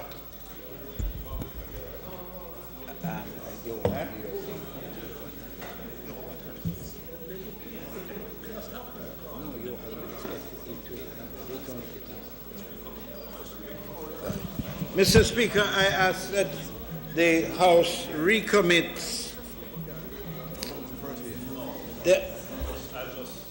the item notice of motions given orally to enable the Prime Minister to commence the debate on the extension of the SOSO. Those in favor?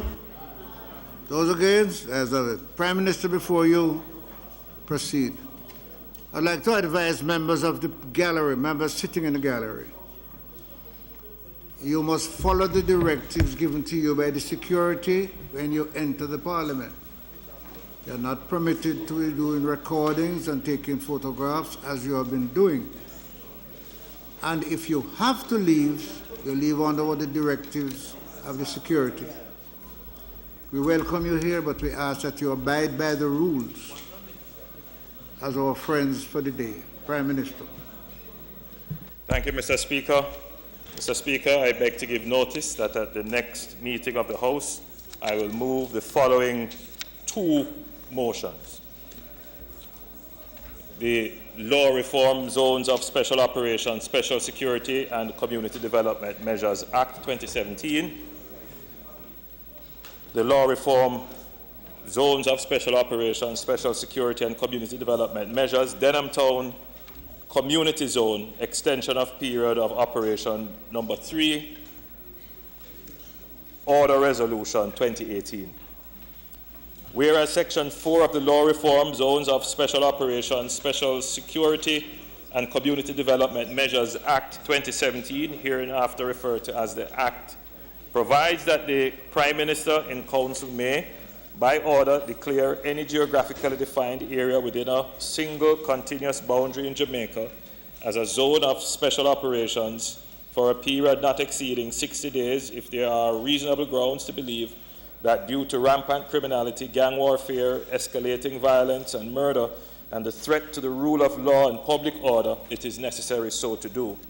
And whereas, in accordance with that section, the Prime Minister in Council made the Law Reform Zones of Special Operations, Special Security and Community Development Measures declaration of the Denham Town Community Zone number 2, Order 2017, and whereas that order provides that the said zone shall operate for a period of 60 days, and whereas Section 5 of the Act provides that the Prime Minister in Council, after consultation with the Joint Command, may, by order, subject to affirmative resolution of the House of Representatives, extend the said period for such further periods not exceeding 60 days.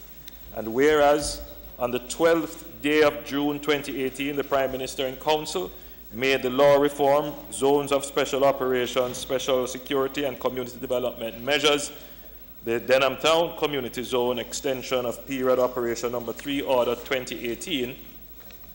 Now therefore be it resolved by this Honourable House as follows. 1.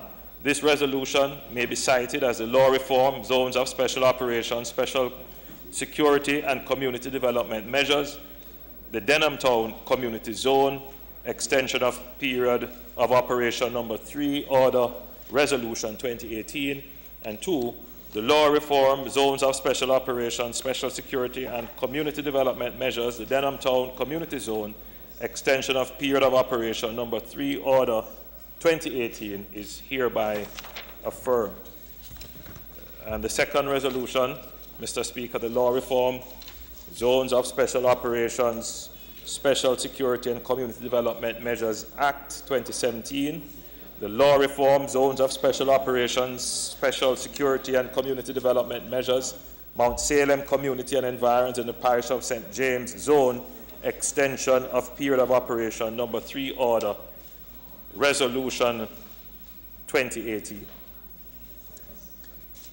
Whereas Section 4 of the Law Reform, Zones of Special Operations, Special Security and Community Development Measures Act 2017, hereinafter referred to as the Act, provides the Prime Minister in Council may, by order, declare any geographically defined area within a single continuous boundary in Jamaica as a zone of special operations for a period not exceeding 60 days if there are reasonable grounds to believe that due to rampant criminality, gang warfare, escalating violence and murder, and the threat to the rule of law and public order, it is necessary so to do.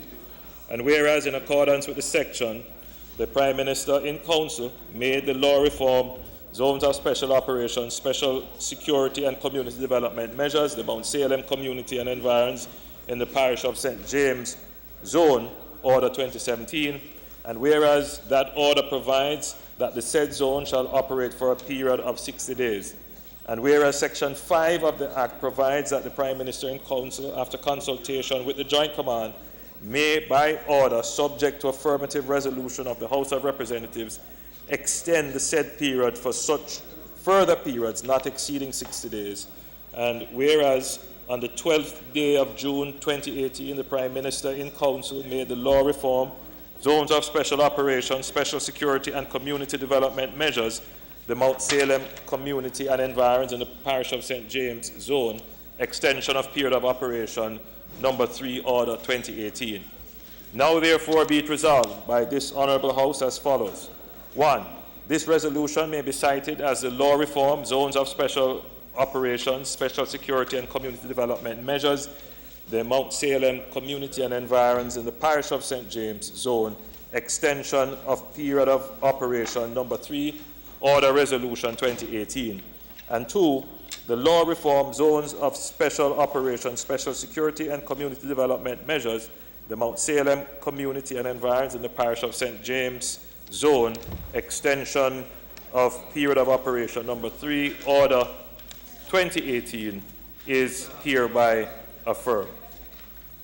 Mr. Speaker, I further beg to give notice that at a later stage today, I will move for the suspension of standing orders to enable me to take the motions, notice of which I just gave.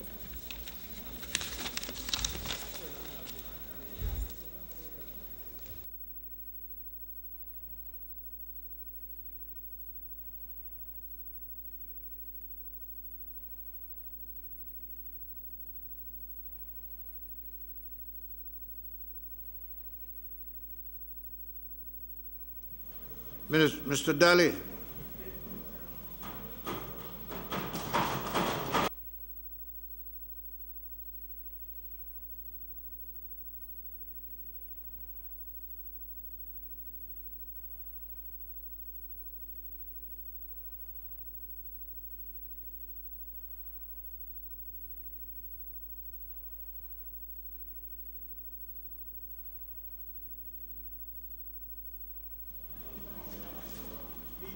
Mr. Daly,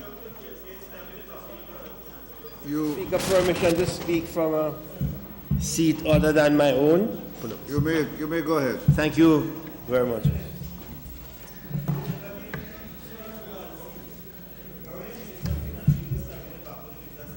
No, I just sit beside my minister.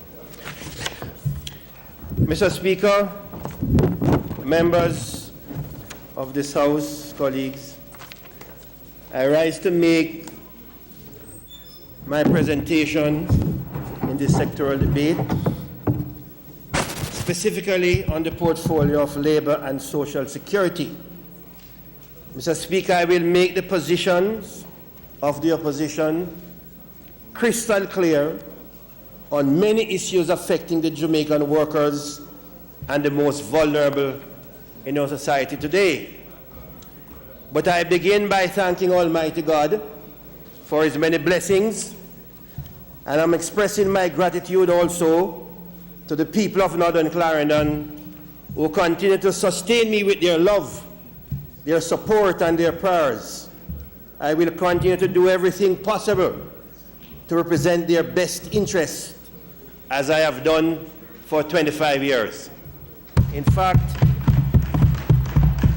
had it not been for a gentleman by the name of Laurie Broderick, this should have been my 29th year in this house, because I came here as a young man. And I see from the class of 1989, only myself and the member from Northwest St. Catherine and the member from South St. James are still here. I want to thank my family for their understanding and patience in allowing me the time to represent the people of Northern Clarendon. Their understanding, love, and commitment have become the substance fueling my continued engagement. I want to thank my executive, my councillors, my workers, my staff, the staff at the party office at 89 Olop Road, the staff at OLO, my deputy spokesman for the Task Force on Social Security, Senator Floyd Morris, Mr. Everton Price, and all those friends who have helped me in my many years in public life. I would like to thank the road runners, and most of all, one of my friends, his name is Detective Sergeant Retired Bello Williams. As I have always said, every single member of Parliament needs a man like Bello. Mr. Speaker, before I turn to the main presentation, I would like to express my appreciation to my leader, the leader of the opposition, my friend, for his continued confidence in me, in allowing me the opportunity to shadow the portfolio of labor and social security. I accepted this assignment with great enthusiasm because it is really an opportunity to speak on behalf of the workers of Jamaica and the persons who are most vulnerable in society on the many issues of their welfare and on social justice. And my friend, my brethren, my leader, Dr. Phillips, I do not intend to disappoint you. We on this side want to participate and give support to the activities that will improve the working condition and quality of life for workers of Jamaica and our pensioners. We want to see the strengthening and enforcement of laws to give greater protection to our workforce. And Mr. Speaker, we want to encourage the government to take steps to enhance the welfare and benefits to our most vulnerable citizens. I will speak in greater length and in greater detail as I continue this presentation. But before, I would like to mention a couple of issues regarding my constituency of North Clarendon. North Clarendon needs help. 1 year after the May 2017 floods that ravished several communities in North Clarendon, especially Anian Town and Bog Hole, there are several farmers who were affected. We still need to be provided with the assistance that was promised. The Minister of Agriculture did come, and I appreciate it. The former Minister of State and the Minister of Agriculture, now the Minister without portfolio, right? And we did something. The minister made some allocations which was not received until August. In fact, rather held it up, and I think most constituencies, rural constituencies, experienced the same thing. They could not get this allocation processed through RADA. Mr. Speaker, the picture shows the flooding in North Clarendon just 3 weeks ago, another year after the first flooding. Once again, Anion Town, Bog Hole have been affected. So 2 years in a row we have had the same situation. This is what happens in Anion Town district. This is what happens in Bog Hole when we have heavy rains, continuous rains. Mr. Speaker, I'm appealing to the NAA. I'm appealing to the Ministry of Agriculture to make some funds available so that the river and the bridge can be cleared for the people of Anion Town. As we arrive, nobody knows. Nobody on this side seem to have any indication, Mr. Prime Minister, the Minister of Works, that there was any mitigation allocation. Well, certainly I have asked. I have not received anything, so we await. I want to use this opportunity, Mr. Speaker, to appeal to the Ministry of Local Government and to the NAA as the new hurricane season sets in, that they find the money and the necessary human resource to ensure that the people of Anion Town and Bog Hole are not flooded once again. Mr. Speaker, I want to say something about housing for the poor. The poor and vulnerable in our country, including North Clarendon, used to benefit from a GOJ Food for the Poor housing program. Most MPs under the previous administration, under HOPE or JEEP, most MPs received these. Mr. Speaker, most members of Parliament received this. This program has ended. And Mr. Speaker, these are some of the conditions that poor people face. Tell me if a poor family cannot expect the state to do something for them, someone who is not a contributor to the National Housing Trust, a poor citizen, if the Ministry of Housing or the Ministry of Economic Growth cannot restart the housing program so elderly person like Nachi, Bongo Nachi who live there, and Mr. Williams from this one can be assisted. Mr. Speaker, like many constituencies, our roads are deteriorating as a result of the many flood rains that we have experienced. In the early 1990s, there was a program called the Rural Road Improvement Program, which most constituencies, rural constituencies, benefit from. Mr. Speaker, although we get some assistance from the MIDP, 1 roads or 2 roads, we are appealing to the government to find a way to start back this rural road improvement program so that the constituencies in rural Jamaica can have more than just this 1 road being fixed.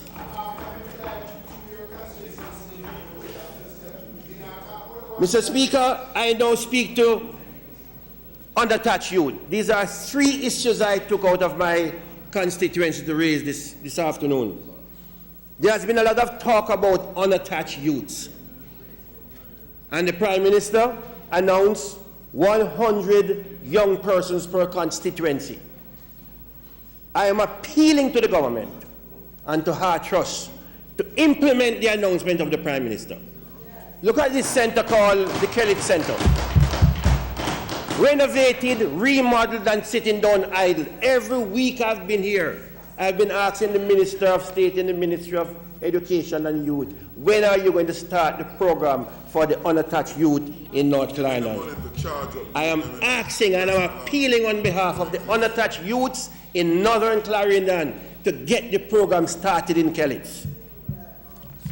We don't want just to hear the talk, we want to see the action from the government.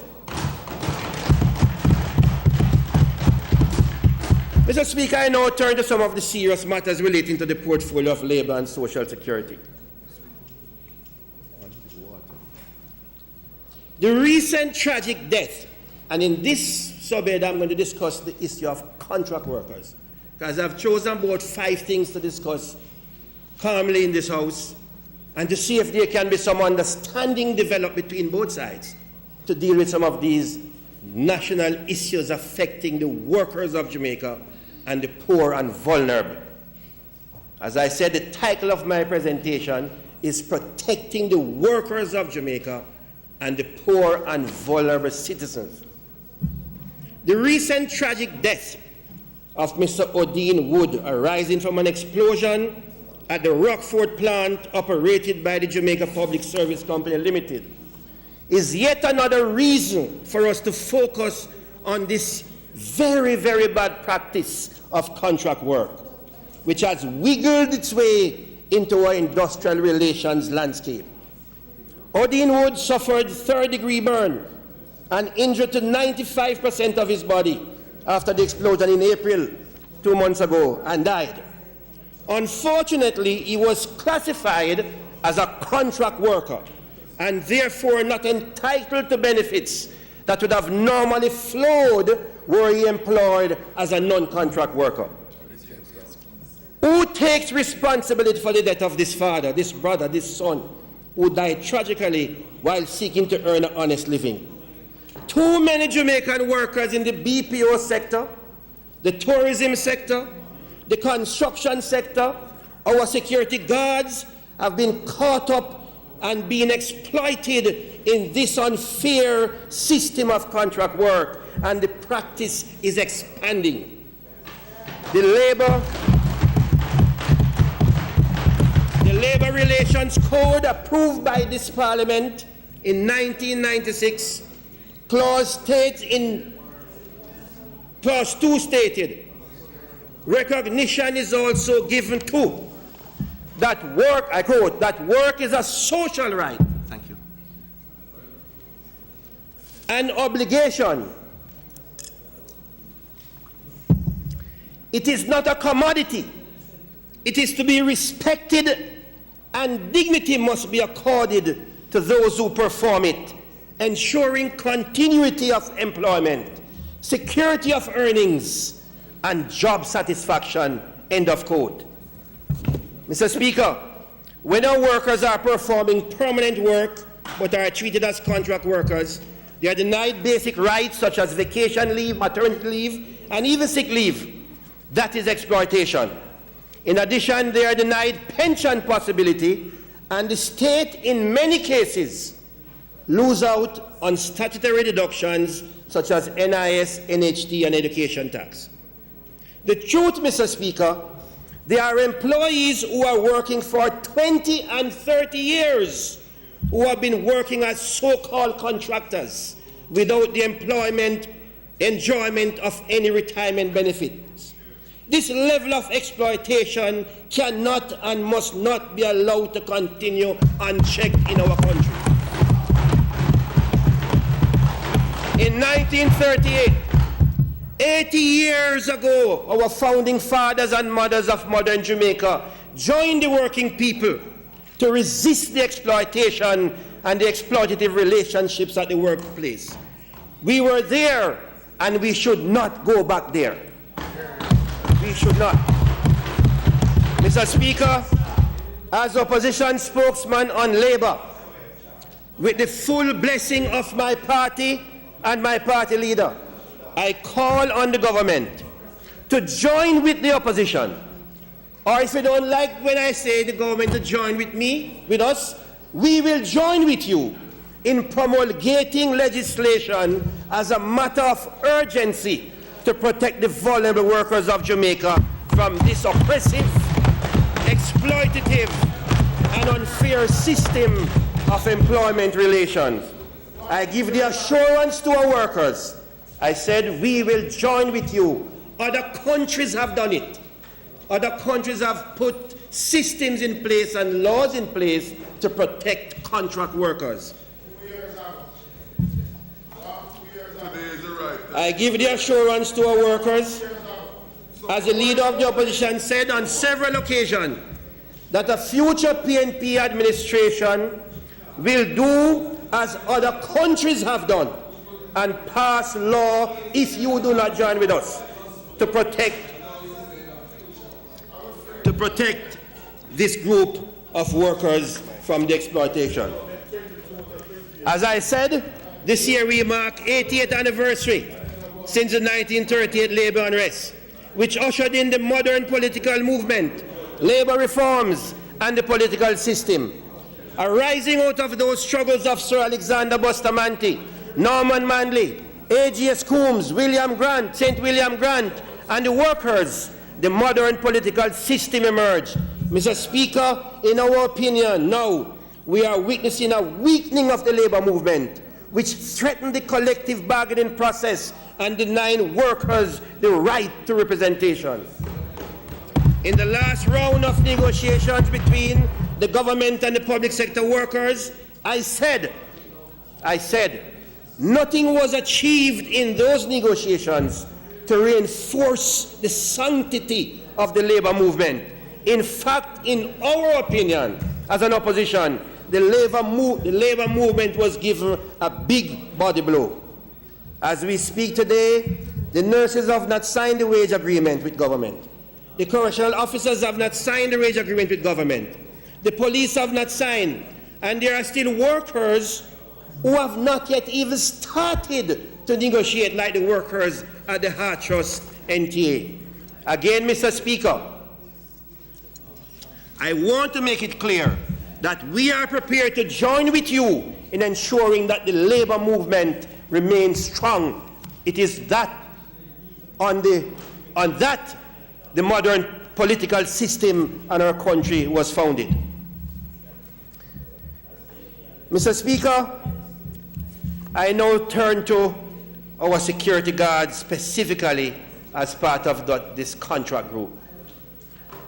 Within this group of so-called contract workers is a specific group called the security guards. My heart bleeds. There are approximately 27,000 to 30,000 registered guards in Jamaica. This group of workers, who we see every day, every night, performing their duties in thousands of locations all over Jamaica, have no maternity leave, no pension, no time off, no vacation leave, and in fact, if they take off a day to go to their school, child school, they lose the time.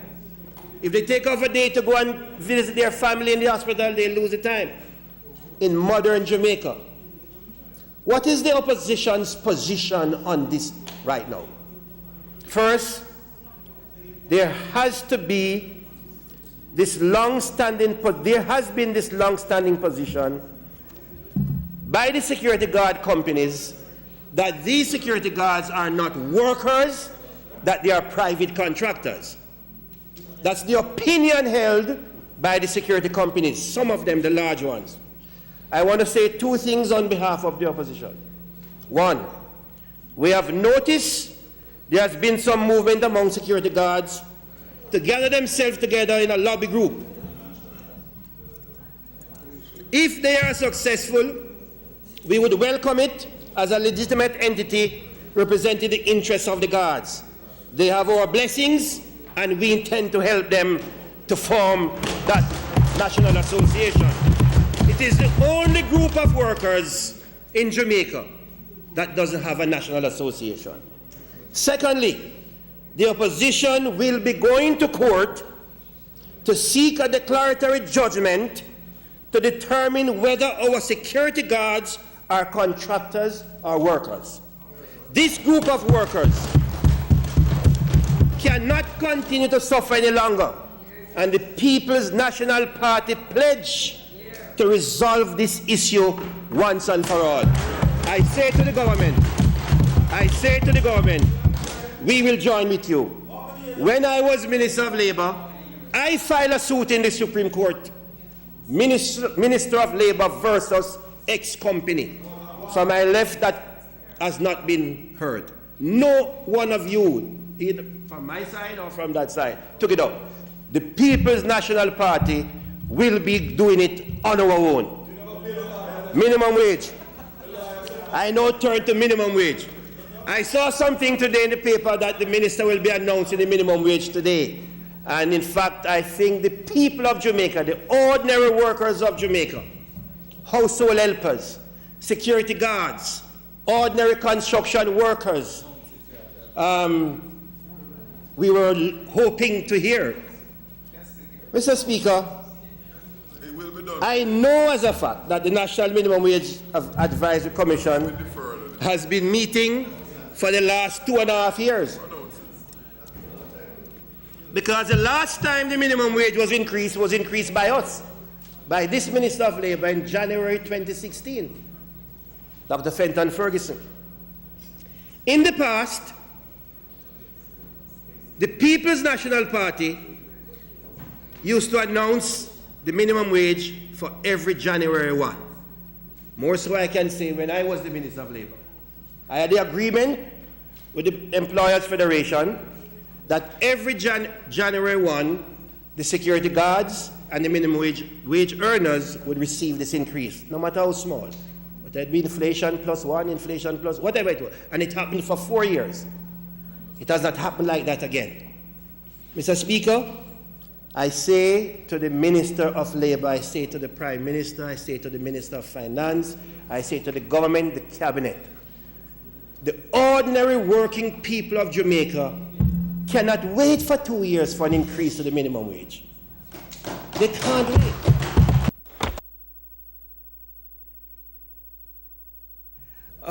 It is, I feel very passionate about it because I know how many ordinary Jamaicans sitting down and waiting with bated breath to hear this announcement from the Minister of Labour. And all I will say, I remember when that side was in opposition, there's a man on this side who was big mouth. He went on the platform and said the minimum wage should be $10,000. I think we all remember him. I'm not sure. Where is he from again? North. The minimum wage should be $10,000 for 2 years. Prime Minister, I know you're a compassionate man. I know you're a compassionate man. But for 2 years and a half, there has not been an increase to the minimum wage earners. Put the minister in a position to announce it. Call a special meeting of the House tomorrow, or Thursday or Friday, and announce it. And we will come. And we will come. Because we want the workers. We will come. We will come. We want the announcement to be made. Mr. Speaker, I now move to another vexed question, I think called the Joint Industrial Council. The Speaker knows about it because when he was a young radical trade unionist, he was part himself and Las Perry and Michael Manley and Hugh Shearer and Errol Anderson and Cliff Stone. They all helped to set up the JIC, Joint Industrial Council. For some of you might not know what it means. It is an agreement that was reached with the Master Builders Association to govern the construction industry. And that construction workers, because a temporary job, construction lasts for 9 months or 12 months and it finished. And that the JIC would be what binds them and support those workers in Nain, in Jamalco. And you know what I'm talking about, Mr. Speaker. You were there. You were there. Mr. Speaker, it is a shame that large construction companies, including foreign companies, can come to Jamaica and operate and refuse to pay the GIC rate and get up and talk about they're not a member of the Master Builders Association. On government contract, that they're not a member of the Master Builders Association. This is a shame. Their workers are out there and the Ministry of Labour remains inactive in enforcing this agreement. Let me state categorically to all construction workers and companies that a future PNP administration will put the JIC rate into law. Into law.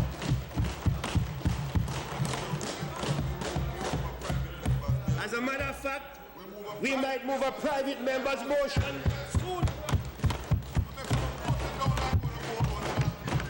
We'll move a private member's motion.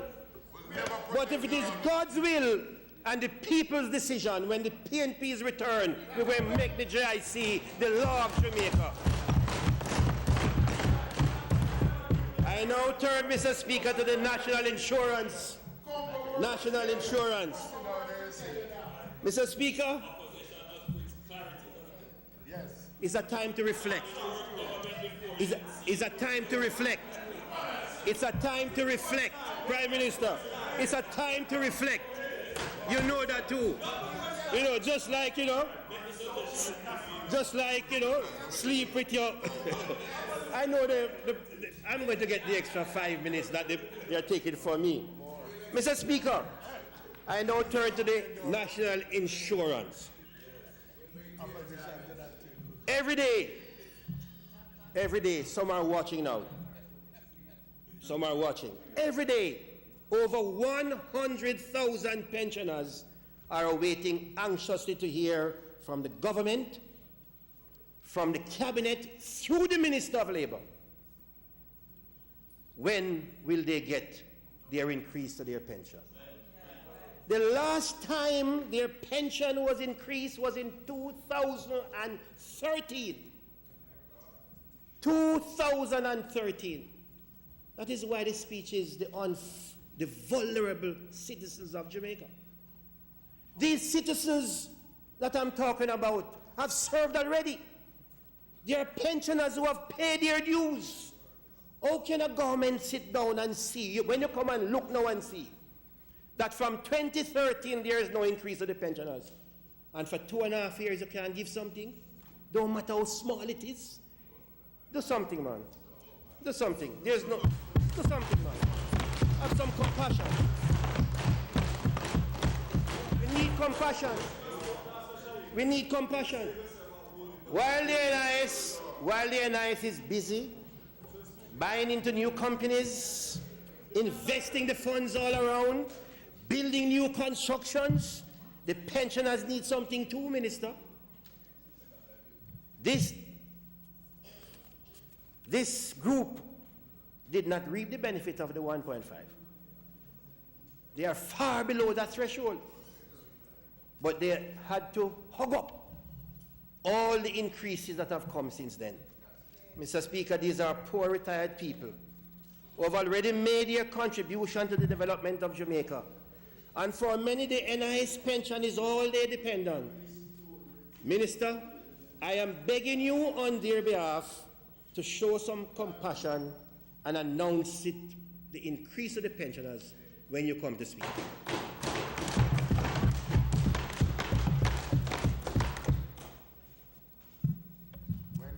Let me say a word about the National Insurance Fund. The fund was established by the Most Honorable Portia Simpson Miller. I was there with her as Minister of State when it was established. Very good move, one of the most effective things that we have had done in the ministry since the establishment of NIS by Mr. Newland. Its mandate was to manage the NIS contribution of these people in an effective way to ensure sustainability of the fund. That was the mandate of the NIF. The recent reports of corruption at the NIF, which involves board members, gives the opposition some cause for concern. Serious cause for concern. The country has not heard a word from the minister or the government on this reported $600 million fraud. MOCA is investigating. The NIF needs a good board of people experienced in pension fund management, experienced in how to use money and invest. It also needs an honest board, not a board which is just seeking to give financial support to companies and individuals who are genetically connected to the Jamaica Labour Party. Who are genetically connected to the Jamaica Labour Party. I trust... Mr. Speaker, on a point of order. The member cannot make a statement that members of the board are genetically connected to the Labour Party without substantiating that claim. He should withdraw it. Mr. Speaker, I withdraw it. I think everybody knows that I am a I think you all know that I'm a very nice guy. I think you know I'm a very nice guy. But I see we're one company, you know, I'm a nice guy. You all know that. I withdraw. 1 minute, Mr. Daly, 1 minute, Mr. Daly. I withdraw. 1 minute. Yeah. Let's have some order, please. Let's have some order, please.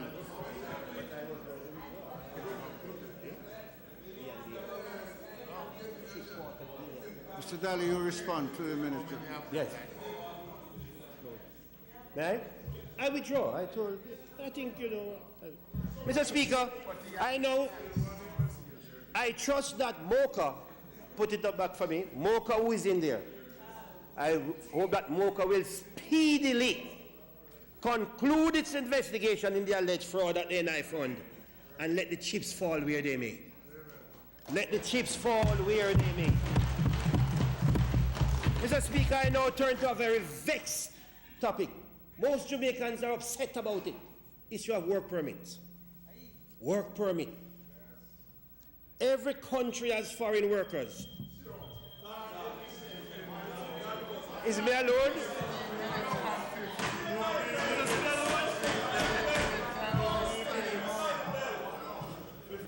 Mr. Speaker. Mr. Minister, the member's time I for ask that the speaking has member's expired. time be extended for 15 minutes to enable him to complete his presence.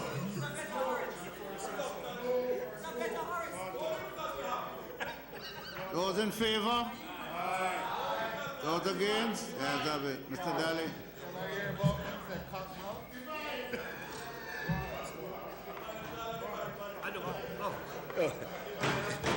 Thank you, Mr. Speaker. And thank you, members. You know, since the afternoon note belongs to the Horace and Horace, we can't get all the time. Mr. Speaker, every country has foreign workers. We in Jamaica, we are no exception, but we abide by the Foreign Nationals Act that gives permission and offers guidance as to how work permits should be issued. However, it cannot be that work permits are issued by the Labour Ministry for household helpers from Philippines, store clerks, casual workers on construction projects. That's not what it was meant for. The Ministry of Labour, I'm not saying the minister. You know, you're my friend. I'm not saying you, minister, but the Ministry of Labour should not be issuing work permits to foreigners to come and play reggae music in hotel. I go to a hotel the other day. When I walk in the hotel, I see a man sitting down with a guitar. I think it's Brazilian. No woman's, no cries. He can't even sing the Bob Marley song. He's on a work permit. Mr. Speaker, this cannot be good. This is a disgrace. On a work permit, it doesn't matter how much is the investment. The laws of Jamaica are the laws of Jamaica, and we must abide by the laws of Jamaica. It is a disgrace. No woman's no cries. Can't even sing the song, but no woman's no cries. Mr. Speaker, it is a disgrace to have someone come into Jamaica on a 3-month visitor's visa. And within the 3 months, that person set up shop in Santa Cruz and downtown Kingston. We are the laws of our country. Immigration and Ministry of Security and the Ministry of Labour must enforce the laws of Jamaica. We can't go there and do anything we're going to do as we feel like. No. We need to tighten it up. And the Prime Minister agrees with me and the Minister agrees with me.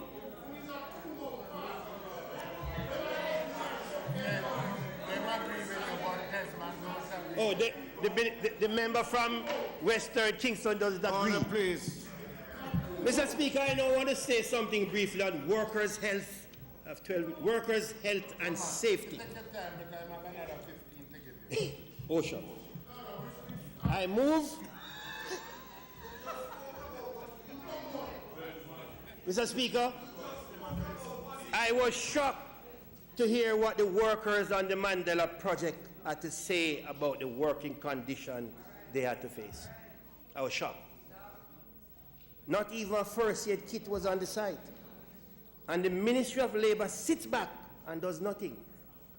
In fact, the workers came on radio and TV to speak about it, not even drinking water.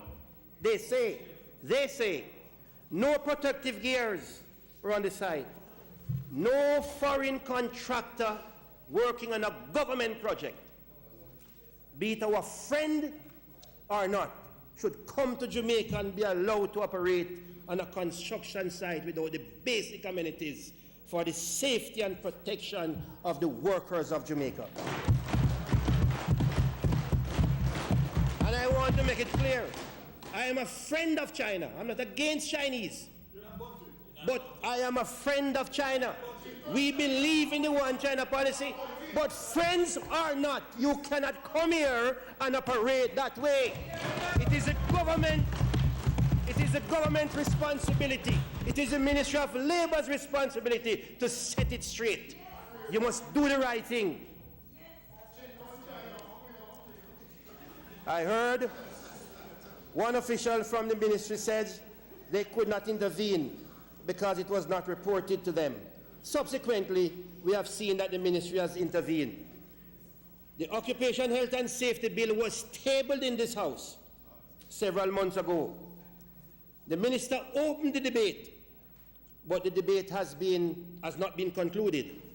Let us restart the debate and pass this important bill before we go on the summer recess, Minister. Let us pass it. Let us pass it. The workers of Jamaica need it. All that I'm saying here is out of years of my experience coming from the bowels of the working class. From the working class. You know, coming from Veer, where we see everything, from Mitchelltown, Egypt, where we see everything. So I'm not coming here to pretend this is what we have seen and not what we have lived. I now speak briefly about persons with disability. I am extremely saddened by the operations of the Ministry of Labor and Social Security in relation to persons with disability. In 2014, both houses approved the Disabilities Act. However, some 4 years after the legislation was approved, it has not yet been implemented. The Minister of Labor and Social Security must set the effective date for the legislation to come into effect. The effective date. We passed a legislation to protect one of the most vulnerable groups within the society, and the Ministry of Labor and Social Security has fallen